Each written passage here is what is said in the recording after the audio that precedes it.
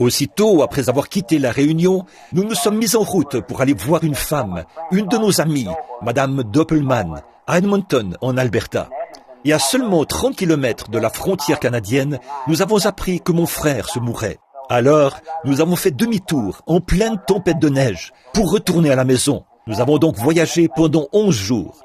Nous sommes arrivés tard hier soir, nous nous sommes couchés tard dans la nuit, et nous nous sommes levés tôt ce matin. Alors, je suis très fatigué.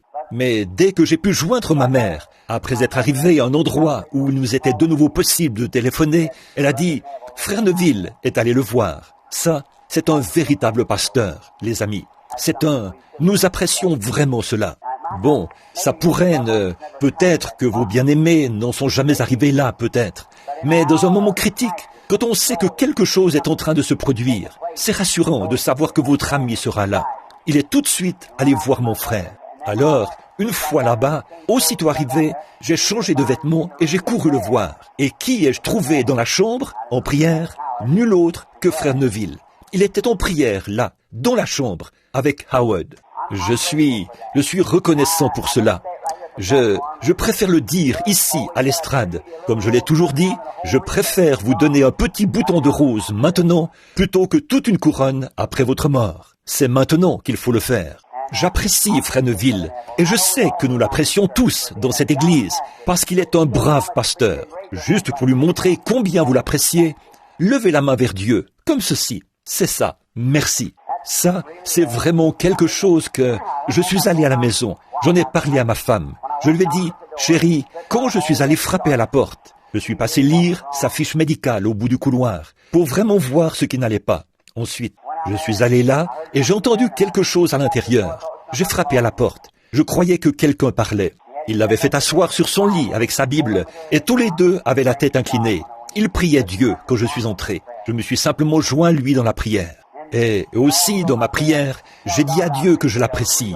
C'est un véritable ami et un véritable pasteur. Puisse frère Neville vivre longtemps dans ce monde pour servir le Seigneur. Je crois qu'un si brave homme, Dieu le gardera ici pendant de très nombreuses années pour le servir. Cela a touché mon cœur plus profondément que tout ce qui m'est arrivé depuis longtemps. Bon, d'habitude, puisque la classe d'école du dimanche des enfants n'est pas encore terminée, alors j'ai pensé que nous pourrions peut-être prier pour les malades. Je n'avais pas annoncé que je serais là pour prier pour les malades, mais s'il y a des gens qui sont ici pour qu'on prie pour eux, nous prierons pour eux. Maintenant, si sœur Gertie veut bien venir jouer le grand médecin pour nous, et nous demanderons à notre cher Père Céleste de bien vouloir bénir ceux qui ont besoin de lui aujourd'hui. Nous voulons maintenant que tous ceux qui sont malades et qui ont des besoins se rassemblent autour de l'autel. Si je ne me trompe pas, est-ce bien Nelly Sanders qui s'avance? Oh là là, que Dieu te bénisse Nelly. Ça fait 25 ans. Que Dieu te bénisse Nelly. J'ai promené le regard tout à l'heure et je t'ai vu et je ne voulais pas que tu penses de regarder comme ça, les yeux braqués sur quelqu'un. J'ai regardé plusieurs fois et il me semblait que c'était Nelly. Probablement que personne ici ne se souvient d'elle. Je pense que certains d'entre vous, combien se souviennent de Nelly Sanders? Mais bien sûr, elle était l'une des premières personnes à fréquenter le tabernacle. Ma défunte épouse et elle étaient des amies intimes et aussi des sœurs en Christ. Et elle s'est mariée à un des officiers de l'organisme Volontaire pour l'Amérique. Et lui, notre frère, est parti pour être avec Dieu. Je crois qu'il l'a laissée avec 2 garçons, je crois. Quoi qu'il en soit, elle a des enfants, et certains vont encore à l'école. Nelly, toute seule, est désemparée. Et elle arrive à l'âge où on devient tout nerveux et bouleversé. Elle m'a téléphoné quand j'étais dans une réunion à Phoenix, en Arizona, pour que je prie pour elle. Beaucoup de mes souvenirs, Nelly, remontent à une époque où le sol était recouvert de sciure, et où toi et Hope, la jeune Adcock et bien d'autres étaient là. Ça, c'était il y a de nombreuses années, il y a 25 ans. Le temps m'a filé entre les doigts. Nous avançons très rapidement sur ce chemin, c'est vrai. Eh bien, que Dieu soit avec toi maintenant. Vous qui êtes malade et qui désirez venir devant l'autel pour la prière, notre pasteur et moi, nous nous unirons pour prier pour vous. Avancez-vous. Et tout juste après ceci, il y aura un service de prédication, un bref message pour vous.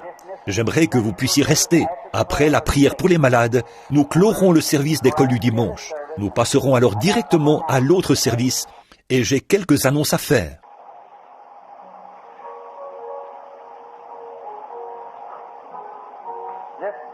Ce grand médecin est proche maintenant, le compatissant Jésus.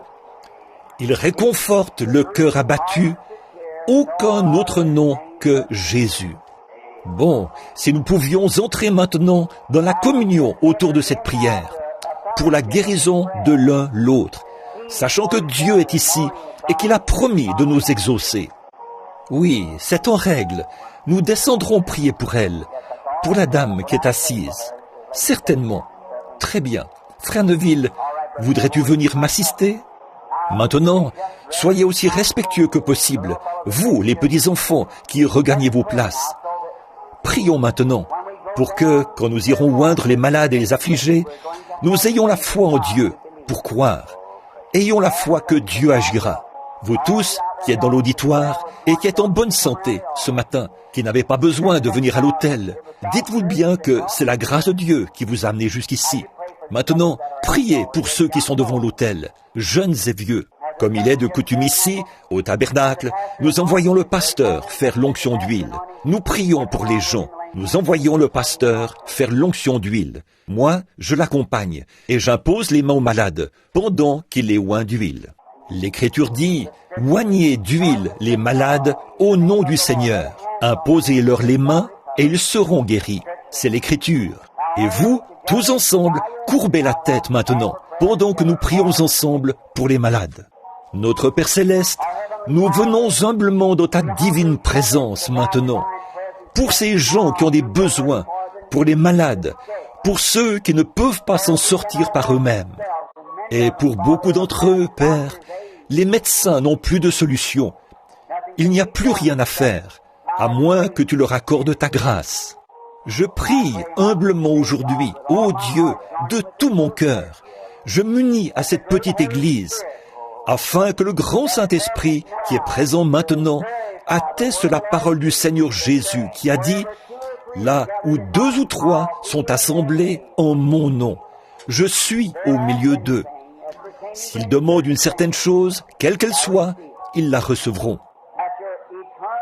Ça, c'est ta parole éternelle, Seigneur, qui était prononcée dès avant la fondation du monde et qui nous était donnée par le prophète, par le Fils de Dieu lui-même.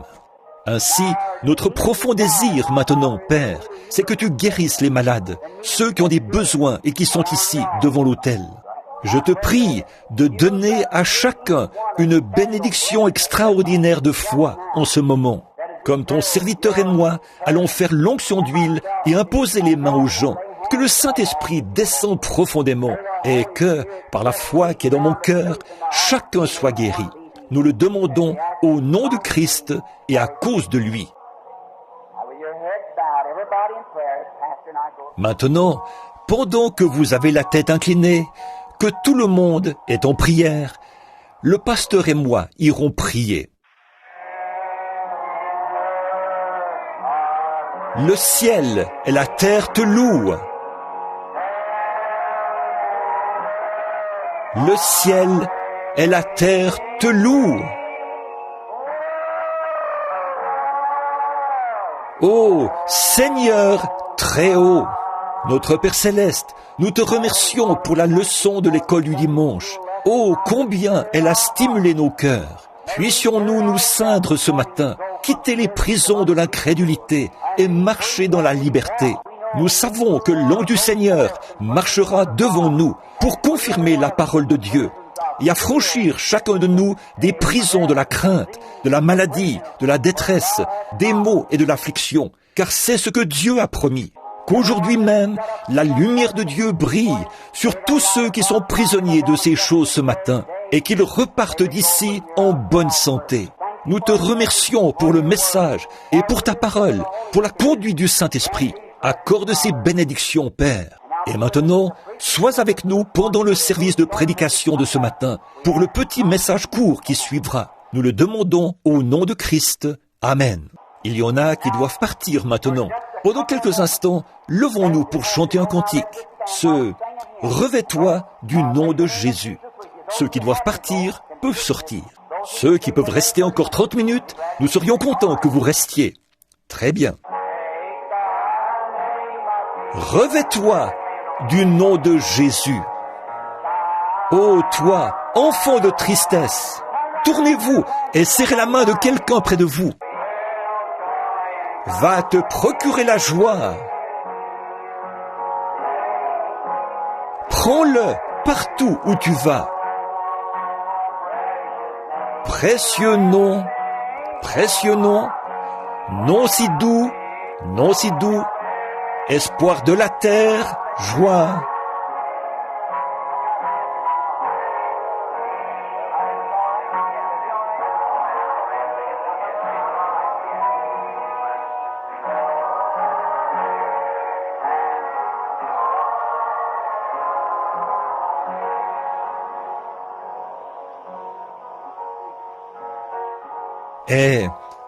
Amen. Vous pouvez vous asseoir. Que le Seigneur vous bénisse tous abondamment, énormément. Je viens de remarquer que nous avons quelques exemplaires du Héros de la foi ici. C'est le petit programme, le petit journal de frère Bosé de Chicago, un frère vraiment bien. Nous avons eu de très bons moments de communion fraternelle ensemble. Nous passons de beaux moments chaque fois que nous allons à Chicago. J'étais de nouveau avec lui il y a quelques soirs. Et ces journaux sont gratuits. Venez et prenez-en un à la fin du service. Ils sont posés ici. Bon, nous sommes heureux de voir que beaucoup d'entre vous demeurent attachés à Christ.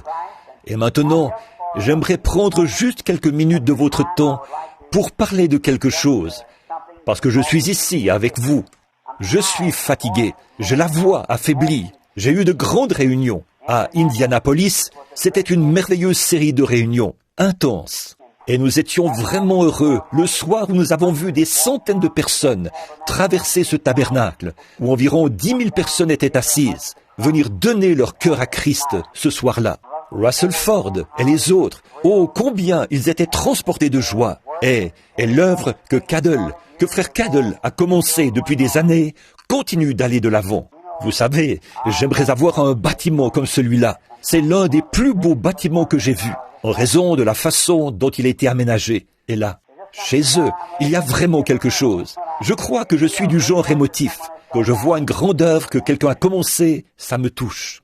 Bon, je suis enroué. Nous avons été là-haut, dans les montagnes. Nous voulions aller voir une femme malade, une de nos amies, tout au nord, au Canada. Nous étions sur le point de traverser la frontière lorsqu'il m'a été rapporté que mon frère se mourait. Alors nous avons fait demi-tour. Nous avons roulé jour après jour, nuit après nuit. Nous avons passé 10 jours assis dans la voiture. Alors, vous pouvez vous imaginer comment je me sens ce matin.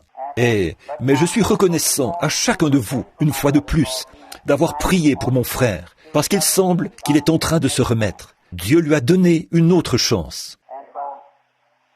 Donc, je vous remercie et je loue Dieu pour tout. J'ai encore beaucoup de décisions importantes à prendre. Une tournée mondiale aura bientôt lieu. L'Afrique me tient beaucoup à cœur. Il y a d'autres endroits partout, si bien que je ne sais pas de quel côté me diriger. C'est partout, partout.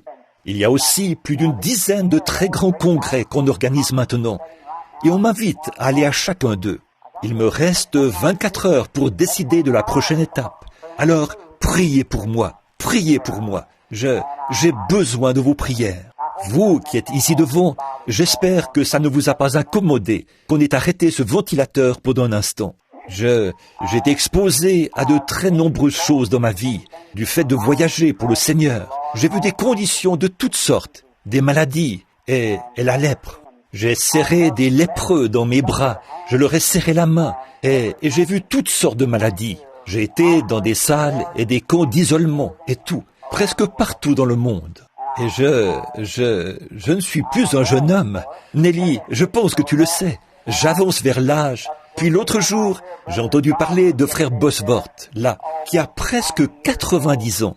Et pendant que j'étais à Indianapolis, il a eu un caillot de sang dans le cœur. Il était inconscient, un râle d'agonie dans la gorge. Madame Bosworth a appelé pour qu'on prie pour lui. Je suis allé là-bas, nous en avons fait l'annonce et avons commencé à prier. Le lendemain, il m'a appelé et a dit « Je désire participer à l'une de tes réunions un de ces jours. » Et moi qui me sens comme ceci à 47 ans, je devrais avoir honte. Mais ce n'est que mon côté humain, je suppose. Mais, oh, que c'est précieux, que c'est merveilleux. Rien n'est comparable au salut. Avoir le salut, ça, vous n'en avez pas pleinement conscience, mes amis. Je suis certain que le diable tient cela éloigné de vous autant qu'il le peut. Il le fait avec moi. Il vous empêche de réaliser la valeur d'une âme. Avez-vous jamais songé à ce que c'est, au vrai sens de l'éternité, et à combien de temps vous serez dans cet état? Voyez, vous rendez-vous compte, c'est maintenant le temps où vous prenez votre décision par rapport à l'éternité. Dimanche dernier, vous étiez ici, je crois. J'ai prêché sur l'assurance, la puissance que Dieu avait promise, qu'il vous avait prédestiné et appelé avant la fondation du monde, et qu'il avait inscrit votre nom dans son livre. Vous n'avez rien eu à voir là-dedans. C'est Dieu qui l'a fait. N'est-ce pas merveilleux? L'agneau avait été immolé avant la fondation du monde. Et quoi? Ça ne s'est accompli que 4000 ans plus tard. Mais Dieu, une fois qu'il avait prononcé cela, il devait l'accomplir, parce qu'il doit tenir sa parole. Et au moment même où le nom de l'agneau a été inscrit, vous avez été inscrit avec lui. Nos noms ont été inscrits dans le livre de vie de l'agneau, non pas le soir où nous sommes venus à Christ, mais avant la fondation du monde, dit la Bible. Alors, c'est ça l'assurance. Et le frère a abordé ce point-là ce matin, pendant cette merveilleuse leçon d'école du dimanche. Bon, lisons un passage quelque part dans l'Écriture, juste pour un peu de... j'ai à cœur quelque chose. J'aimerais l'exprimer pendant quelques instants, puis nous terminerons la réunion.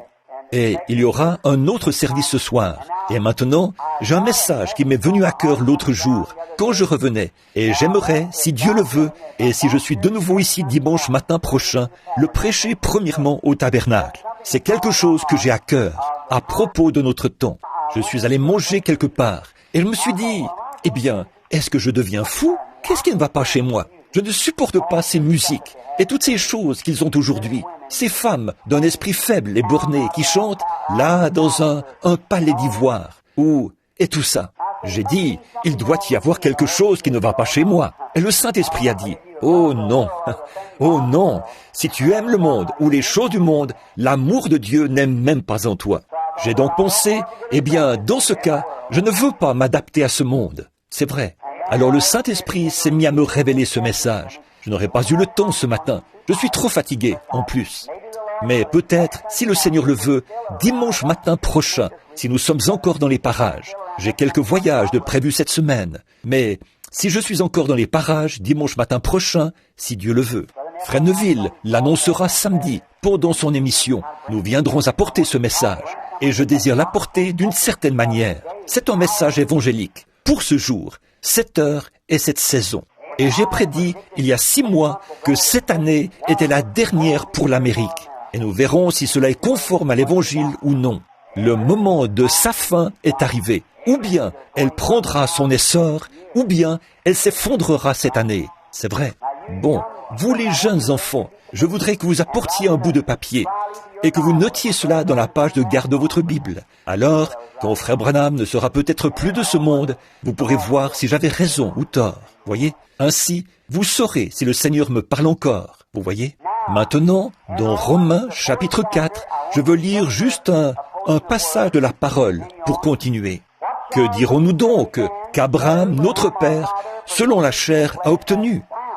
Si Abraham a été justifié par son œuvre, il a sujet de se glorifier, mais non devant Dieu.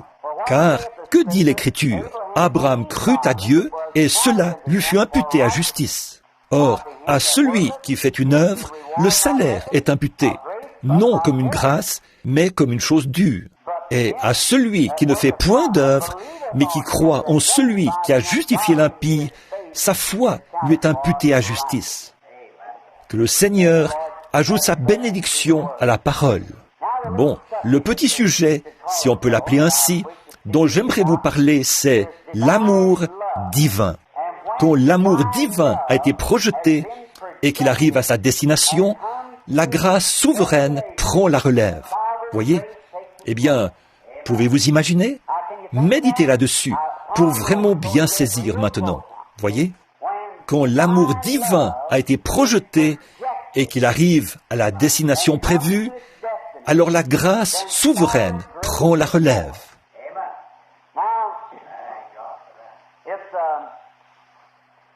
Eh bien, c'est étrange de voir les gens, le genre de personnes, ceux que nous côtoyons et ce que nous faisons. Bon, nous devons tous nous rendre à cette évidence. Il y a des gens dont on aime vraiment la compagnie. Et il y en a d'autres, de braves gens, des gens qu'on aime, mais qui ont en eux quelque chose qui fait qu'on a du mal à rester en leur compagnie. Ça, c'est un fait, et nous voulons en parler. Cela est dû à l'atmosphère que cet individu, homme ou femme, crée lui-même. En effet, vous êtes un créateur en miniature, parce que vous êtes des fils et des filles de Dieu. Peu importe jusqu'où vous vous êtes enfoncés dans le péché, vous êtes néanmoins des fils et des filles de Dieu. C'est que votre âme et votre esprit ont été déchus et dégénérés, mais Dieu est votre créateur. Et dans votre état déchu, vous êtes une création perdue et séparée de Dieu, dominée par le diable. C'est vrai, mais vous êtes néanmoins des fils et des filles de Dieu. Il ne veut pas qu'aucun de vous périsse, mais que tous viennent à la repentance. Voyez? Et il a fait tout ce qui est en son pouvoir pour... Seul Dieu lui-même pouvait le faire. Donner la possibilité à sa créature d'accepter cela et d'être ce qu'il veut que vous soyez. Revenir à votre état normal. Et personne, maintenant je dirais ceci, et c'est assez tranchant, mais voilà, personne n'est dans son état mental normal tant qu'il n'a pas accepté le Seigneur Jésus. C'est une déclaration forte, mais c'est la vérité. Personne n'a toute sa tête tant qu'il n'a pas accepté Jésus-Christ comme son sauveur personnel. Ça peut sembler, mais c'est la Bible. Certainement, c'est vrai, c'est lui. Et dans votre être créé, or aux yeux du monde, vous passez pour un fou quand vous faites cela. En effet, vous devez quitter l'atmosphère dans laquelle vous baignez pour entrer dans cette autre atmosphère. Quand vous faites cela, alors Dieu vous élève au-dessus du monde et vous vivez dans une atmosphère céleste. Voyez? Et là, aux yeux du monde, vous êtes carrément à l'opposé de tout. Voyez? Et ceci est à l'opposé du monde. Voyez?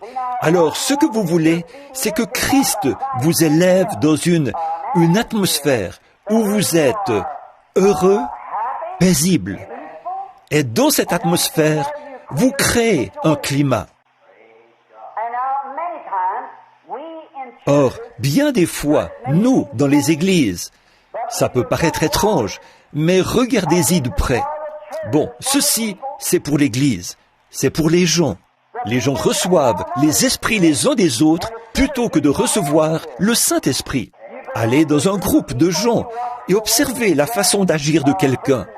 Et les braves gens qui viennent se joindre à cette assemblée, tout à coup, les voilà qui agissent de la même manière. Toujours, prenez par exemple une brave femme et un mauvais homme. Ou bien il se sentira, ou bien il deviendra un brave homme, ou bien elle deviendra une mauvaise femme. Par l'atmosphère dans laquelle vous vivez, vous projetez ce que vous êtes à ceux que vous côtoyez. Alors, quelle sorte de gens devrions-nous être si nous sommes chrétiens? Dans quel genre d'atmosphère devrions-nous vivre? Nous devons vivre dans une atmosphère de consolation, de calme, de guérison, nos cœurs constamment en prière, ayant un amour profond pour chaque personne avec qui nous entrons en contact. Et que ce soit ceci, je le dis à la petite église qui a prié pour moi, pour ma mission mondiale. C'est ça qui fait mon succès quand je prie pour les malades. Si je n'arrive pas à me mettre complètement dans la peau du malade, ça ne donne généralement rien de bon. Vous devez vous mettre complètement dans la peau de l'autre, au point et ressentir cela vous-même. Il y a quelque temps, ici, un vieux Mexicain était venu là, sur l'estrade. Il s'était précipité vers l'estrade. Rempli de foi, il s'était agenouillé et avait sorti son chapelet. Je lui ai dit, ce n'est pas nécessaire, par la bouche de l'interprète, frère Espinosa. Alors, il s'est relevé, il a mis ses bras autour de moi, s'est mis à marcher à tâtons. Il était aveugle. Je l'ai regardé, j'ai regardé ses pieds, pleins de rides. Il n'avait probablement jamais porté de souliers de sa vie. J'ai regardé mes souliers pour voir s'ils pouvaient lui aller. Je lui aurais donné mes souliers. Il était aveugle. Je l'ai regardé, il était plus large d'épaules. C'était un homme de grande taille. Il pesait plus de 90 kilos, je pense. Il n'aurait pas pu porter mon veston. Et il se tenait là, avec ses cheveux gris. J'ai pensé à mon papa. J'ai pensé, si papa avait vécu jusqu'à peu près cet âge, il aurait à peu près le même âge que cet homme, environ 65 ou 70 ans. Et je me suis mis à aimer cet homme, en ayant ce genre de pensée. Peut-être qu'il n'a jamais eu un seul vrai repas de sa vie. Peut-être qu'il ne s'est jamais assis à table de sa vie. Et en plus de tout ça, il marchait dans l'obscurité. Alors quelque chose est entré dans mon cœur. Oh Dieu, sois miséricordieux. C'est un homme, c'est un frère. Alors qu'en cela se produit, une onction descend. Une création se met en action tout autour. Et vous, elle se projette vers la personne. Quelques instants plus tard, je l'ai entendu crier quelque chose par-dessus mon épaule. Il criait « Je vois, je vois !» Qu'était-ce? L'amour divin. La compassion avait été projetée par le Saint-Esprit dans cet homme. Et c'est ainsi qu'au bout du chemin, alors qu'il n'y avait plus rien à faire. Et là, l'amour s'était installé à sa place. L'amour avait rejoint l'amour. Alors la grâce souveraine s'est mise en action. Et Dieu, par sa grâce souveraine, a rendu la vue à cet homme. Voyez, il faut d'abord que vous parveniez à avoir ce genre de pensée. C'est comme ça que vous devez agir vis-à-vis du pécheur. Beaucoup de gens prient pour les pécheurs. C'est bien, mais ce n'est pas comme ça qu'on gagne le pécheur. C'est à vous de gagner le pécheur. Ce n'est pas en priant pour lui que vous le gagnez. Vous le gagnez, en lui parlant et en lui présentant Christ. C'est à vous de faire cela. C'est votre devoir de gagner les pécheurs en leur parlant et en projetant vers eux l'amour de Dieu par la parole de Dieu. C'est ce qui gagne le pécheur. Quelqu'un dira, moi, je ne vais jamais à l'église, mais j'aime bien cette femme-là, j'aime bien cet homme-là. Voyez, c'est parce que vous les gagnez. Si vous restiez chez vous à prier pour le pécheur, sans jamais entrer en contact avec lui, cela produirait très peu de résultats. Mais vous devez prier et ensuite aller vers lui. C'est exact. Allez-y, faites cela. Bon, donc, il s'agit de projeter cet amour. Il y a quelques jours, j'écoutais le témoignage d'un grand fabricant de charrues qui se tenait sur l'estrade.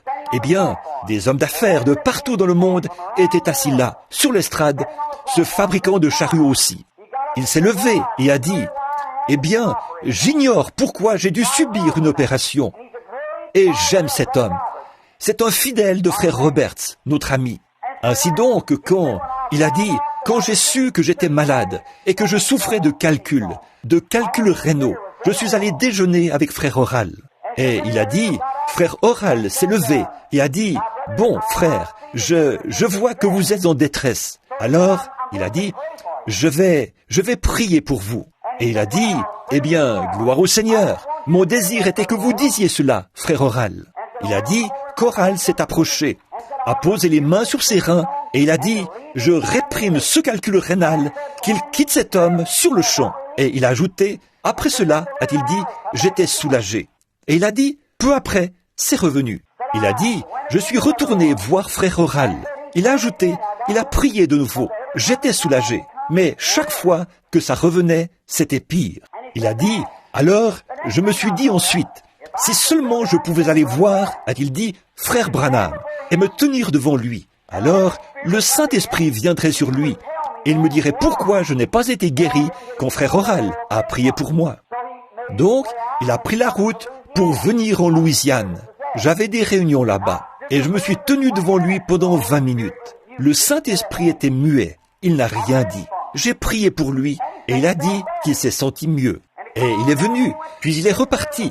Il devenait nerveux et agité. Il allait de lieu en lieu, demandant à tout le monde de prier pour lui, de prier pour lui. Et cet homme aimait le Seigneur. Mais finalement, ça s'est aggravé au point qu'on l'a expédié chez Mayo. Mayo l'a examiné et a dit « Vous avez une chance sur 1000 de vous en tirer. Une infection s'est installée. Tout votre corps est intoxiqué. Vous souffrez d'urémie. Et, oh, j'en oublie. Il a dit « Vous avez une chance sur 1000. » Alors il a dit « J'ai saisi cette chance. » Il a dit « J'ai prié. Oh Dieu, tu sais que je t'aime. » Et je suis allé vers tous tes serviteurs. Il a pris le risque et on l'a endormi. Et il a dit qu'à son réveil dans la salle, il a dit qu'une lumière brillait dans la salle et que la gloire de Dieu était tout autour de lui. Et les médecins étaient dans l'étonnement. Ils entraient et disaient « Eh bien, qu'est-ce qui s'est passé ici ?» Eh bien, disait-il, « Je me sens prêt à rentrer chez moi. » Qu'était-ce ? Voyez, il avait fondé ses espoirs sur « Si jamais quelque chose m'arrive, j'irai voir frère Roberts. Si ça échoue, j'irai voir frère Branham. » Et pourtant, il aimait le Seigneur Jésus. Dieu a dû laisser échouer tout le reste et permettre qu'il soit cloué au lit. Et alors même les médecins ont dit « Nous ne pouvons plus rien faire. » Et alors, quand l'amour divin est arrivé au bout de son chemin, la grâce souveraine est entrée en scène et a pris la relève. Elle le fera chaque fois. Si vos motifs sont bons, si vos intentions sont bonnes, si vous avez l'amour divin et que vous croyez, allez de l'avant sans rien douter. Quand vous en êtes au point où vous avez l'impression d'être arrivé au bout du rouleau, alors la grâce souveraine prend la relève. Combien j'ai vu cela à l'œuvre, combien j'ai remarqué cela dans ma propre vie, non pas seulement par une théologie ou par un genre d'expérience vécue par quelqu'un d'autre. Je suis très content aujourd'hui de pouvoir parler sur la base d'une expérience personnelle, de savoir que ça, c'est la vérité. Alors, pourquoi sommes-nous craintifs tant que nous savons que l'amour de Christ repose divinement dans notre cœur, que nous sommes passés de la mort à la vie? Aucun démon de l'enfer ne peut pénétrer en nous, même à notre mort. Il suffit de persévérer dans cet amour et dans la foi. C'est comme un petit enfant. Prenez un petit enfant. Je vais vous le démontrer pour que les tout-petits puissent comprendre cela. Voici Madame Kelly, assise ici, devant nous. Un soldat ivre, je crois, avait foncé là sur eux. Au moment de la transporter, on la croyait morte. On l'a amenée à l'hôpital. Elle était inconsciente. Or, tout a échoué là-bas et elle s'en allait. Mais, comme elle avait l'amour de Dieu dans son cœur, elle s'en est tirée. Je suis allé là-bas ce jour-là et alors la grâce souveraine a été projetée à la suite de l'amour divin. Ce matin, elle est assise ici, parmi nous, vivante. Voyez, c'est quelque chose qui se produit. Quand vous arrivez au bout de votre chemin, quand vous en êtes au point où vous ne pouvez plus avancer, alors la puissance de Dieu entre en scène, par la grâce souveraine. C'est ce que vous voyez. Prenez un petit enfant, un petit bébé, qui a de petites crises, des spasmes, et qui pousse des cris, donne des coups de pied et crie à tue-tête. Et voilà qu'il finit par retenir sa respiration. Et vous voyez sa mère l'empoigner, le tirer, le lancer en l'air, lui souffler au visage. Laissez-le tranquille. Il n'y en a pas un seul dans toutes les annales médicales qui soit mort de cette manière. Il ne mourra pas. Ce n'est qu'une crise. Il cherche à s'attirer de la compassion.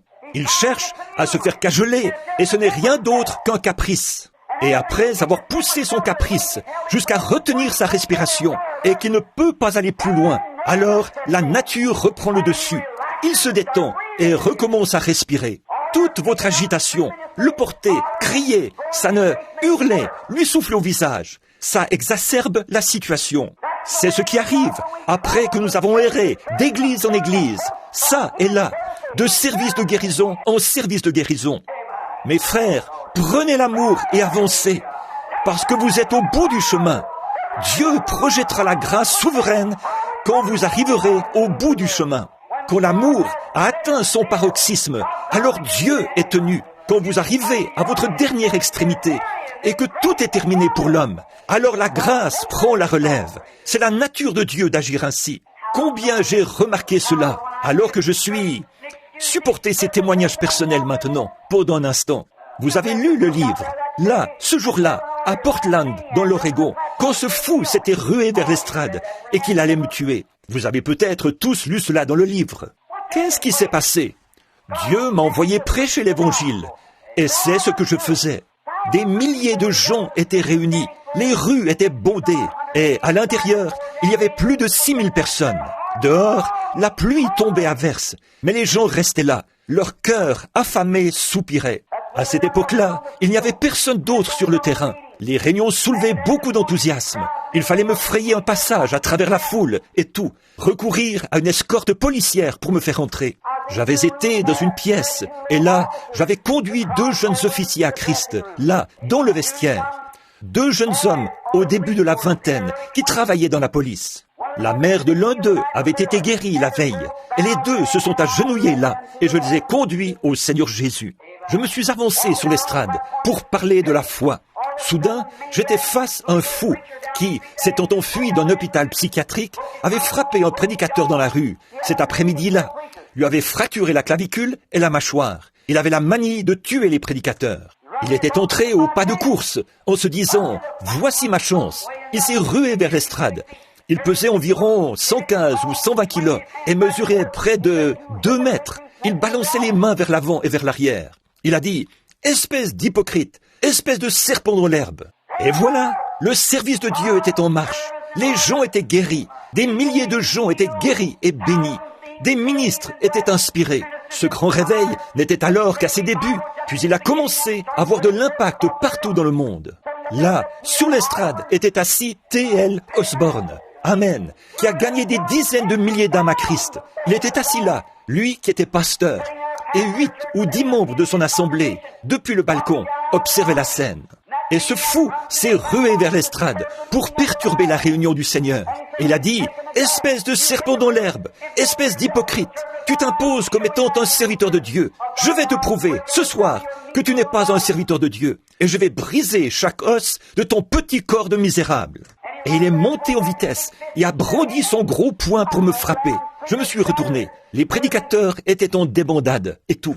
Et là, il s'est raclé la gorge et m'a craché au visage. Il a dit « Espèce de serpent dans l'herbe, je vais te prouver combien tu es serviteur de Dieu. Espèce d'imposteur. » Je n'ai rien dit. Je le regardais tout simplement. Et tout d'un coup, le Saint-Esprit. Quelque chose. Qu'auriez-vous pensé si quelqu'un vous avait craché au visage? Eh bien, s'il y a le moindre tempérament colérique en vous, vous sortiriez de vos gonds. Ça, c'est certain. Et 2 policiers se sont avancés. Les 2 policiers qui, avec des objets dans les mains, pour frapper cet homme, le neutraliser et l'emmener. Mais je ne pouvais pas les laisser faire ça. Dieu avait placé dans mon cœur de l'amour pour cet être mortel. J'ai pensé, ce n'est pas cet homme. C'est un démon qui l'a mis dans cet état. Cet homme, s'il avait été normal, son désir serait d'aimer et de vivre comme tous les autres hommes. Mais c'est le diable qui l'a mis dans cet état. Et l'amour a commencé à couler pour cet homme. Sans tarder, cet homme est tombé et s'est jeté là, à mes pieds. Après que l'amour divin avait été projeté, la grâce souveraine est entrée en scène et a pris la relève. Elle le fera chaque fois. Il n'y a pas longtemps, quand il se pourrait que je vous ai déjà raconté ceci. L'année dernière, en fait, ça fait maintenant 2 ans, je passais la tondeuse dans ma cour. J'essayais de tondre toute ma pelouse. J'y allais rondement. Je devais m'arrêter pour changer de vêtements, entrer prier pour quelqu'un, puis je ressortais. Bon, le gazon avait déjà repoussé sur ma cour. Avant d'avoir fini de tondre la cour avant, le gazon avait déjà repoussé sur la cour arrière.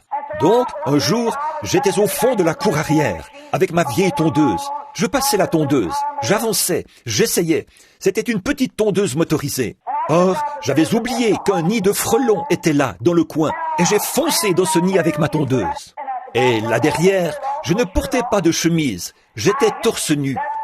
J'ai frappé la clôture avec ma tondeuse, torse nu. En un instant, j'étais tout couvert de frelons.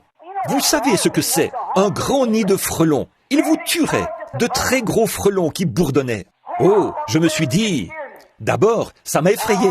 Puis, soudain, quelque chose a commencé à se produire. J'ai commencé à me tranquilliser. Les frelons continuaient à bourdonner. Bon, ça va paraître enfantin, ça va paraître juvénile, mais le Dieu du ciel, devant qui je me tiens, sait si c'est la vérité ou non. Au lieu d'essayer d'attaquer, de frapper, d'écraser ces frelons, un amour, quelque chose de divin m'a alors envahi. Et j'ai pensé, pauvre petit frelon, vous avez le droit de vous faire un nid. C'est la voie que Dieu a pourvue pour votre protection.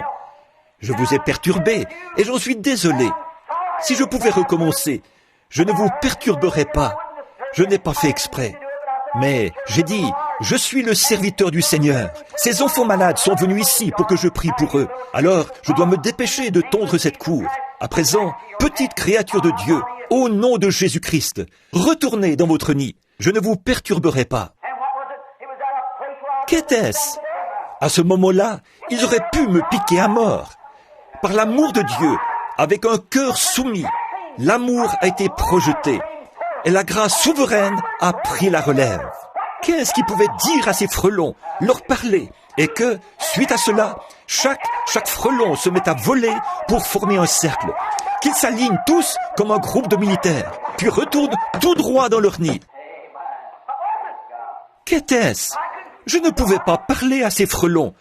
Je n'ai aucun moyen de leur parler. Comment aurais-je pu les empêcher de me piquer? C'était la fin pour moi. Mais j'avais l'amour. Dieu m'a donné l'amour pour ces frelons et je leur ai parlé avec ma voix. Et le Saint-Esprit, par la grâce souveraine, a conduit ces frelons directement de leur nid. Non loin de la route, à Henryville, il y avait un vieux guernesey un jour. C'était le grand taureau qui avait tué un homme de couleur, là, à la ferme Brooks. Il avait tué cet homme de couleur et avait failli tuer le jeune West de la même manière. On l'avait laissé dans la ferme. Je ne le savais pas. Je faisais ma ronde. J'étais censé porter une arme. Je ne l'avais pas sur moi. Un jour, je traversais. J'avais pensé aller de l'autre côté, prier pour un malade. Je suis passé par ce champ, oubliant que ce taureau était là. J'ai marché jusqu'au beau milieu de ce champ. Que s'est-il passé? Tout à coup, d'un petit tas de buissons, s'est dressé ce grand taureau de combat, avec ses longues cornes comme ça, et il a mugi. J'ai su que c'était ce taureau meurtrier. J'ai regardé en arrière. J'étais trop loin de la clôture, à environ 200 mètres. Il se trouvait à moins de 10 ou 12 mètres de moi. Il se tenait là, ses cornes pointées vers le bas, et il a laissé échapper un gros beuglement. Je n'avais pas d'arme, ni d'arbre où me réfugier. Je ne pouvais pas retourner vers la clôture. Je me suis dit, eh bien, c'est fini pour moi. Bill Branham, voici venir ta destruction. Tu vas être martyrisé, tué à coups de cornes, ici, dans ce champ. Je suis resté là. Mais soudain, quelque chose a commencé à s'installer. Cœur, la gloire de Dieu, quelque chose est entré dans mon cœur. J'ai pensé, j'ai perturbé ce pauvre animal. Ce n'est pas ce pauvre animal, c'est le diable qui le pousse à agir de la sorte. Et je sais une chose, la voici. Je désire que vous écoutiez cela. Il n'y a qu'une chose qui vaincra le diable, c'est le pur amour divin. L'amour vaincra tout. Dieu a tant aimé le monde. C'est ce qui a vaincu la question du péché. C'est ce qui a vaincu la question de la maladie. C'est ce qui vaincra les différends dans l'Église. C'est ce qui vaincra tout ce qui est contraire et qui doit être vaincu. L'amour le fera si vous le laissez faire. Ainsi donc, ce grand animal a foncé vers moi. Au lieu d'éprouver de la haine pour lui, frère Mike, je l'ai aimé. J'ai pensé, tu es la créature de Dieu. Qui d'autre que Dieu pouvait te créer? Tu étais couché là, paisiblement, et je suis entré dans ton territoire. Pourtant, des avertissements ont été affichés partout à travers le champ. Je n'y ai pas songé une seule seconde. J'ai quitté mon territoire habituel pour aller prier pour un malade. Et là, j'ai vu venir ce taureau, la tête oscillant comme ça, et il se dirigeait vers moi pour me tuer. Et je le savais. Mais l'amour divin a commencé à entrer en scène. J'ai pensé, pauvre créature, pauvre bête, tu ne peux agir autrement. Tu étais couché là et je t'ai perturbé. Maintenant donc, je suis le serviteur de Dieu. Tu es la créature de Dieu. Au nom de Jésus-Christ, retourne te coucher, car je suis en route pour aller prier pour un des enfants de Dieu qui est malade. Retourne te coucher. Et ce taureau venait vers moi de toutes ses forces. Aucune crainte. Je n'avais pas peur du tout. Pas plus que j'aurais eu peur de frère Neville qui est assis ici. Je ressentais seulement un amour pur et saint dans mon cœur. Qu'est-ce que cela a fait? Cela a créé une atmosphère. Et ce taureau a foncé directement dans cette atmosphère. À moins de 3 mètres de moi, il a freiné, les pattes tendues. Il a regardé là, tellement vaincu. Il avait le plus doux des regards. Il s'est retourné et est allé se coucher. Et je suis passé à 1,50 m de lui. Qu'est-ce? Quand l'amour divin a été projeté, la grâce souveraine prend la relève à ce moment-là. C'est le même Dieu qui a pu empêcher les lions de s'approcher de Daniel. Ils étaient sortis en rugissant. Et le brave Daniel se tenait là, enveloppé de l'amour de Dieu. Les lions se sont retirés et se sont couchés. C'était paisible. Je te le dis, mon frère, quand Dieu t'enveloppe de l'amour divin, alors tu trouves la paix dans la vallée. C'est vrai. Il y a quelque temps, je revenais de Dallas, au Texas. Je revenais à la maison par avion. Nous avions eu une série de réunions là-bas. Et en chemin, il y a eu un orage. Et l'avion a fait un arrêt d'urgence à Memphis. Pendant que j'étais à Memphis, on m'a logé à l'hôtel Peabody. Oh, quel hôtel somptueux! Je ne me sentais pas tout à fait à ma place. J'étais là-bas ce soir-là et j'y ai passé la nuit. Le lendemain matin, on m'a appelé et dit « Révérend Branham ?» Oui. On m'a dit « La limousine vous prendra à 7 heures précises. L'avion décollera à 7h30. » J'ai dit « Merci monsieur » et j'ai raccroché. Je me suis levé, j'ai prié et je me suis dit « Eh bien, j'ai peut-être le temps de faire un saut à la boîte d'un bureau de poste. » J'ai ici de la correspondance à laquelle j'ai répondu hier soir. Je me suis levé et me suis mis à descendre la rue. Je marchais en chantant. Il y a des gens presque partout dont le cœur est enflammé. Du feu qui descendit à la Pentecôte, qui les a nettoyés, purifiés.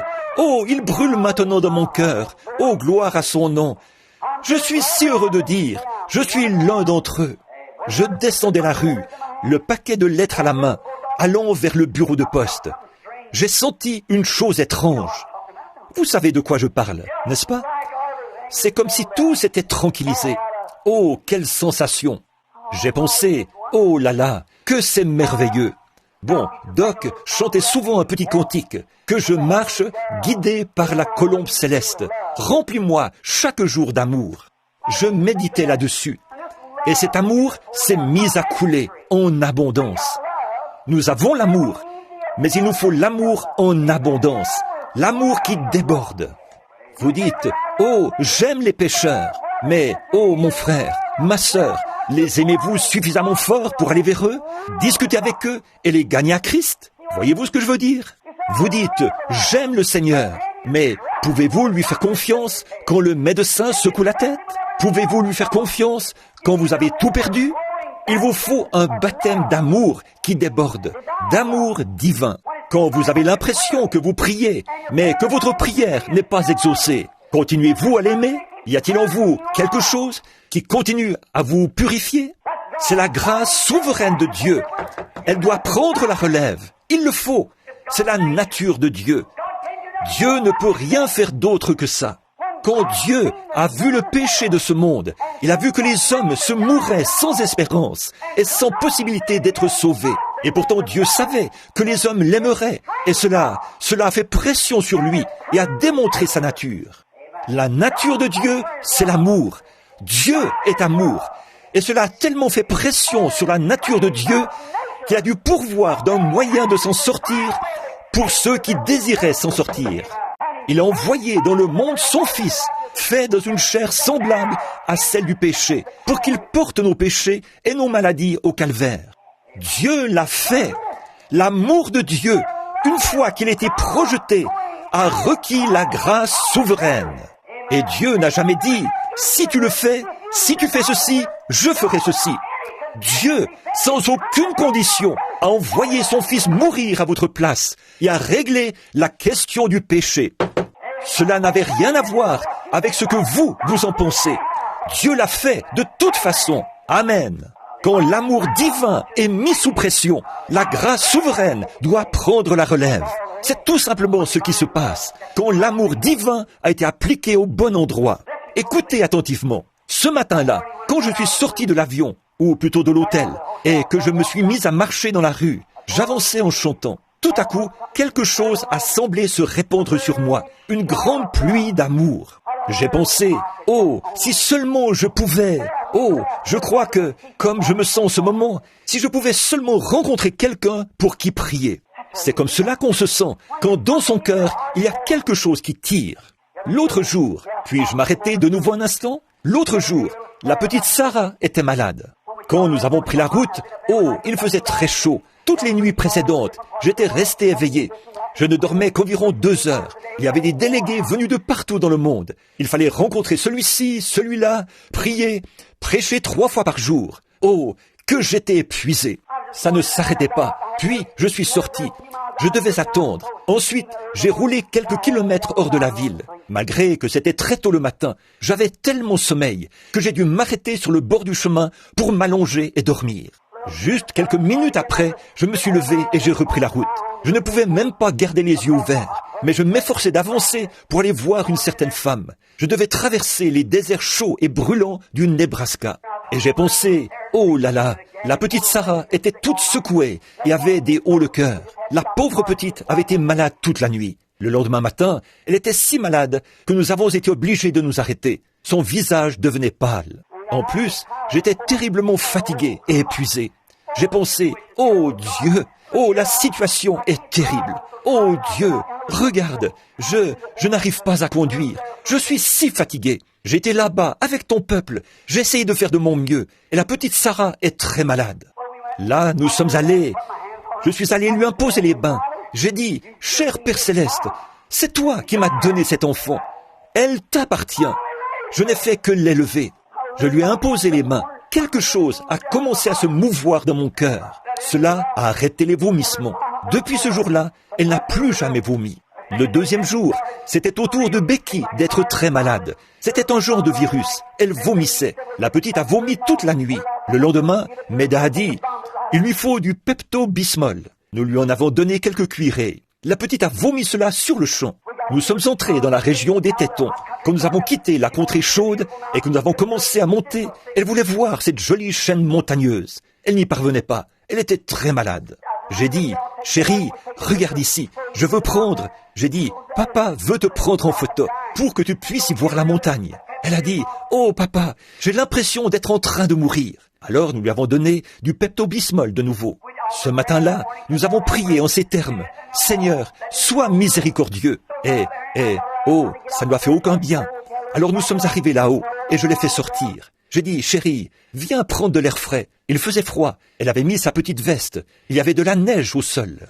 Je suis donc sorti et elle essayait de... Elle a dit, oui papa. Elle s'est mise à faire... Et de l'eau coulait de sa petite bouche. J'ai regardé, ses petits yeux étaient enfoncés. Et sa petite bouche salivait beaucoup. Je me suis avancé, j'ai levé les yeux vers la montagne. J'ai dit, je lève mes yeux vers les montagnes. D'où me vient le secours? Le secours me vient de l'Éternel. Tout à coup, quelque chose a commencé à se mouvoir au fond de moi. Oh, j'aimerais avoir ça en permanence. Je suis allé à côté de la voiture et j'ai ouvert la portière. J'ai dit, chérie, regarde ici, vers papa. Oh là là, cela a réglé la question du vomissement pour toujours. 5 minutes plus tard, elle courait partout et jouait avec Sarah. Qu'est-ce? Quand l'amour divin a été projeté, la grâce souveraine prend la relève. Il le faut. Je marchais dans la rue ce matin-là, à Memphis. Je reviens à mon histoire. Je marchais dans la rue, à Memphis, en chantant pour le Seigneur. Et tout à coup, quelque chose a dit, arrête-toi. Je me suis arrêté. Tout à coup, il a dit, fais demi-tour, va dans l'autre direction. Eh bien, c'était dans la direction du fleuve. Je me suis dit, oh là là, j'ai avancé un peu plus. Je me suis dit, eh bien, c'était juste quelque chose que je... Vous savez, souvent, on a des impressions, vous savez. Et souvent, les gens commettent des erreurs, parce qu'ils suivent leurs impressions au lieu de suivre la conduite divine. J'ai donc continué à avancer, en me disant, c'était juste moi, une impression. Et oh, plus j'avançais, plus ça empirait. Je me suis mis là, en retrait, et j'ai regardé tout autour. Il y avait là des articles de pêche. Je me suis dit, alors que les gens étaient en train de me dépasser, que j'allais faire comme si je regardais ces articles de pêche. À ce moment-là, tous les gens avaient quitté le trottoir, ce groupe-là, quand le feu avait changé. J'ai dit, bienveillant Père Céleste, que voulais-tu que je fasse? Était-ce toi qui te mouvais dans mon cœur? On dirait que je vais éclater. À l'intérieur, il y a quelque chose qui se répand. Quelque chose a dit, fais demi-tour, rebrousse chemin. J'ai dit, pour aller où? Il a dit, fais demi-tour, rebrousse chemin. Pour aller où? Ça ne change rien. On continue à marcher, c'est tout. J'ai fait demi-tour et j'ai repris ma marche dans la rue. J'ai marché, j'ai regardé ma montre. Ça continuait à insister. L'heure était passée. Je suis allé un peu plus loin. L'heure était passée. Il était plus de 7h30. À 8h. Oh là là, là là. Je m'étais rendu loin, très loin. Là, il y avait des maisons aux couleurs vives. Beaucoup de vieilles maisons aux couleurs vives, là-bas, très loin. Je marchais là, et le soleil était déjà bien haut. C'était au début du printemps. Les nuages s'étaient tous dissipés. J'ai pensé, eh bien, j'ai raté mon vol. Mais j'ai pensé, oh Dieu, si je rate mon vol, c'est ton ordre, tant que Où me conduis-tu, Seigneur? Je ne sais pas où tu m'emmènes. Où vais-je? Ce n'était pas de mes affaires. Il fallait continuer à marcher. J'ai continué à marcher, c'est tout. Après un moment, j'ai regardé. Une mamie, le type même de tante Jemima, était appuyée contre un portail, comme ceci. Elle se tenait là, appuyée contre le portail. Elle avait de grosses joues rondes. Elle se tenait là, une chemise enroulée autour de la tête, comme ceci, et attachée en arrière. Je continuais à marcher, là. Je suis arrivé à sa hauteur, et les larmes coulaient comme ça sur ses grosses joues. Elle m'a regardé et m'a dit « Bonjour, pasteur ». J'ai dit « Madame ?» J'ai dit « Bonjour ». Elle a esquissé un sourire et m'a regardé, les larmes aux yeux. Je me suis dit « Elle m'a appelé pasteur ». C'est comme ça qu'on appelle les prédicateurs dans le Sud, vous savez. Et j'ai dit « Comment avez-vous su que je suis pasteur ?» Elle a dit « Je savais que vous viendriez ». Quoi? Elle a dit « Je savais que vous viendriez ». J'ai dit « Je ne comprends pas, tantine. Voulez-vous m'en dire plus ?» Elle a dit « Vous savez, avez-vous déjà lu l'histoire de la Sunamite qui n'avait pas d'enfant et qui a demandé au Seigneur de lui donner un enfant ?» Elle a dit « Et elle y est venue, l'a bénie, et elle a eu un enfant. » J'ai dit « Oui, madame, je m'en souviens. » Elle a dit « Je suis comme cette femme-là. » Elle a dit « Je n'avais pas d'enfant. J'ai prié le Seigneur, et j'ai dit au Seigneur que s'il me bénissait et me donnait un enfant, moi, j'élèverais cet enfant pour lui. Et elle a dit « Il m'a donné un enfant. » Et elle a dit « J'ai fait des lessives sur une planche à laver. Une petite cabane se trouvait là, sur le côté. Elle a dit « J'ai fait des lessives sur une planche à laver pour élever cet enfant. » Et elle a dit « Quand il a grandi, pasteur, il a pris la mauvaise voie. » Elle a ajouté « Il s'est mis à avoir de mauvaises fréquentations. Et le voilà couché, mourant. » Et elle a dit « Le docteur est venu avant-hier, quand il a perdu connaissance. Et il a dit qu'on ne pouvait plus rien pour lui. On lui avait administré du Salvarsan 606 et tout, du mercure, de la pénicilline. Aucun résultat. C'est une maladie vénérienne, la syphilis. On pense que la valve de son cœur a lâché. Elle a dit, plus rien ne peut être fait pour lui. Elle a dit, il était couché ici, mourant. Et j'ai dit, oh Seigneur, je ne voulais pas voir mon bébé mourir comme ça. Et elle a dit, si seulement je pouvais l'entendre me dire qu'il est sauvé. Et elle a dit, j'ai prié pendant 2 nuits. Elle a dit, ce matin, vers 3 heures, elle a dit, le Seigneur m'a fait tomber dans un sommeil pendant que j'étais à genoux. Elle a dit, j'ai eu un songe. Elle a dit, j'ai vu venir un homme vêtu d'un complet clair, avec un petit chapeau western posé de travers sur la tête. J'ai dit, Seigneur, cette femme-là, c'est moi, mais où est ton Élie? Il a dit, le voici qui vient. Elle a dit, je me suis relevé rapidement de ce lit, et je me tiens ici depuis ce moment-là, à vous attendre. C'est exactement comme ça que j'étais vêtu. Oh, frère, quand l'amour divin a été projeté, cette mère envers son enfant, oui, il pesait 80 kilos, mais il restait toujours son enfant, couché là, mourant dans la honte. Peu importe combien il s'était couvert de honte, c'était son enfant, elle l'aimait. C'est ça, l'amour d'une mère. Peu importe combien il l'avait couverte de honte, elle l'aimait malgré tout. Et si vous ne pouvez pas oublier votre enfant, peu importe ce qu'il a fait, à combien plus forte raison, Dieu peut-il ne pas vous oublier? Il a dit, vos noms sont gravés sur la paume de ma main. Une mère pourrait oublier son nourrisson, mais je ne vous oublierai jamais. Peu importe ce que vous avez fait, combien vous vous êtes éloigné, combien vous êtes empêtré, Dieu vous aime toujours, Dieu vous aime. Gardez cet amour vivant, ne le laissez pas s'éteindre. Donc, elle a poussé un soupir. Elle a dit, oh, je ne pouvais vraiment pas. Elle a dit, pasteur, j'ai eu un songe dans lequel je vous ai vu venir.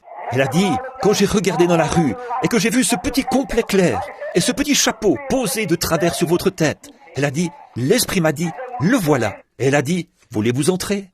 J'ai pensé, oh Dieu, j'ai pensé, c'est peut-être ici que tu me conduisais. C'est pour cette raison que je devais venir ici. Je ne savais pas. J'ai ouvert le portail. Il était fermé à l'aide d'une chaîne et d'une pointe de charrue. Je ne sais pas si vous avez déjà vu ça. J'ai ouvert la vieille porte et je suis entré. Frère, j'ai été dans des palais de rois. J'ai été dans les maisons les plus riches du monde. J'ai été chez certains multimillionnaires dont la fortune s'élève à 20 jusqu'à 28 millions de dollars. J'ai marché sur leur tapis chenille de mur à mur. J'aurais facilement pu m'étendre et m'endormir directement sur ce tapis, dans ces magnifiques demeures. Mais là, pas même un tapis au sol. Il y avait une espèce de petit lit à colonne en fer. Une petite couverture ordinaire couvrait ce jeune homme. Sur la porte, un écriteau. Que Dieu bénisse notre foyer. J'ai su que je me trouvais dans un foyer chrétien. J'ai su que je me trouvais quelque part où on avait élevé des prières. Pas d'affiches indécentes au mur, pas de photos vulgaires, mais une Bible ouverte sur l'espèce de petite table en marbre qui se trouvait là. Un grand garçon était couché là, dans le lit. Il tenait les couvertures et faisait... J'ai pensé, oh là là, je lui ai palpé les pieds. Ils étaient collants et froids. La mort était sur ce garçon. Et il répétait sans cesse, oh, c'est si sombre, c'est si sombre. Et j'ai dit, de quoi parle-t-il? Elle a dit, pasteur, elle a dit, ça fait plusieurs jours maintenant qu'il se croit perdu en haute mer. Elle a dit, il ne sait pas où il va. Et elle a dit, c'est ça qui me brise le cœur. Elle a dit, il s'en va, il est perdu en mer, il ne sait pas où il va. Elle a dit, pasteur, j'ai prié, j'ai tout fait. Je ne veux pas qu'il se perde, pasteur. Elle a dit, c'est pour ça que je priais. J'ai dit, Tantine, de quoi souffre ce garçon? Elle a dit, c'est une maladie vénérienne. Le docteur l'a déclaré mourant. Il n'y a plus rien à faire. Et elle a dit, il est inconscient. Ça fait 2 jours qu'il est perdu en mer. Elle a dit, voulez-vous prier pour lui? J'ai dit, Tantine, je m'appelle Branham. Avez-vous déjà entendu parler de moi? Elle a dit, non monsieur, je ne pense pas, pasteur. J'ai dit, eh bien, je vais vous raconter une histoire. J'ai dit, mon ministère, c'est de prier pour les malades. Elle a dit, c'est vrai? J'ai dit, oui. Et je lui ai dit que mon avion avait été forcé d'atterrir et tout. Elle a dit, c'est vrai, pasteur? J'ai dit, oui. Elle a dit, eh bien, je savais qu'il ne me laisserait pas tomber. J'ai dit, priez, Tantine. Elle s'est agenouillée et vous parlez d'une prière. Oh mon frère, cette brave sainte savait entrer en contact avec Dieu. Elle a prié, là, jusqu'à ce que les larmes lui coulent des yeux. J'ai levé les yeux et il continue à faire et j'ai dit, maintenant Tantine, je vais prier. Restez en prière avec moi. J'ai posé les mains sur ses pieds. J'ai dit, Père Céleste, mon avion est déjà parti, pour autant que je sache. Et voici cette pauvre maman te supplie instamment pour son enfant. Et autant que je sache, c'est ici que tu m'as conduit. Je te prie d'être miséricordieux envers lui. Et presque au même moment, je l'ai entendu dire, maman, oh, maman. Elle s'est relevée. Elle a essuyé les larmes de ses yeux. Et elle a dit, oui mon chéri, le bébé de maman se sent mieux. Elle s'est mise à lui caresser la tête. Il a dit, maman, la pièce est en train de s'éclairer. La pièce est en train de s'éclairer. L'amour souverain, là, l'amour divin avait été projeté au cœur de Dieu. Alors la grâce souveraine devait prendre la relève et répondre. Quand je pense à cette pauvre mère qui s'était accrochée à Dieu par la prière et tout ça, alors, qu'est-ce qui s'est passé? Dieu, par sa grâce, Dieu, dans sa miséricorde, a fait descendre un avion des cieux et l'a immobilisé au sol, afin d'exaucer la prière d'une pauvre femme de couleur ignorante, quand l'amour divin avait été projeté. Qu'elle ait été pauvre, noire, jaune ou quoi que ce soit, peu importe, quand la grâce divine a été projetée, la grâce souveraine doit prendre la relève. L'amour qu'avait cette brave maman, cette maman qui avait supplié instamment. Et ce jeune homme, environ 2 ans plus tard, je voyageais. J'étais dans un train qui allait dans le sud. Je suis descendu du train pour aller m'acheter un hamburger. Il fallait payer environ 70 ou 80 cents pour en avoir un dans l'avion et dans le train. Or, je pouvais m'en acheter un pour environ 20 cents dans un petit kiosque. Je suis descendu du train et me suis mis à marcher. Quelqu'un qui portait une casquette rouge m'a dit « Bonjour, pasteur Branham !» J'ai regardé autour de moi, j'ai dit « Bonjour, fiston !» Eh bien, a-t-il dit « Vous ne me reconnaissez pas ?» J'ai dit « Non, je ne pense pas. » Il a dit « Vous souvenez-vous, il y a environ 2 ans, quand vous êtes venu prier pour moi, là-bas, chez ma maman ?» J'ai dit « C'était toi, ce garçon ?» Il a dit « Eh oui, pasteur Branham !» Il a dit « Non seulement je suis guéri, mais je suis sauvé maintenant. Je suis chrétien. » La grâce souveraine. Ah oui, mon frère, je vous le dis, quand Dieu voit que l'amour a été projeté, la grâce doit prendre la relève. Il y a quelques semaines, chez moi, vous vous en souvenez, beaucoup d'entre vous, eh bien, quand cette brave opossum était étendue là, alors qu'une jeune fille, là-bas, avait noyé son enfant, Dieu lui avait pourtant donné un enfant, mais elle ne voulait pas l'élever. Alors, elle l'a enveloppé dans une couverture et l'a jeté dans la rivière pour le noyer. J'ai dit, ça, ce n'est pas une mère. C'est plus vil qu'une chienne. Un animal ne ferait pas ça. Si l'amour souverain de Dieu a pu être projeté sur un animal, à combien plus forte raison pourra-t-il être projeté sur un homme ou une femme? C'est vrai.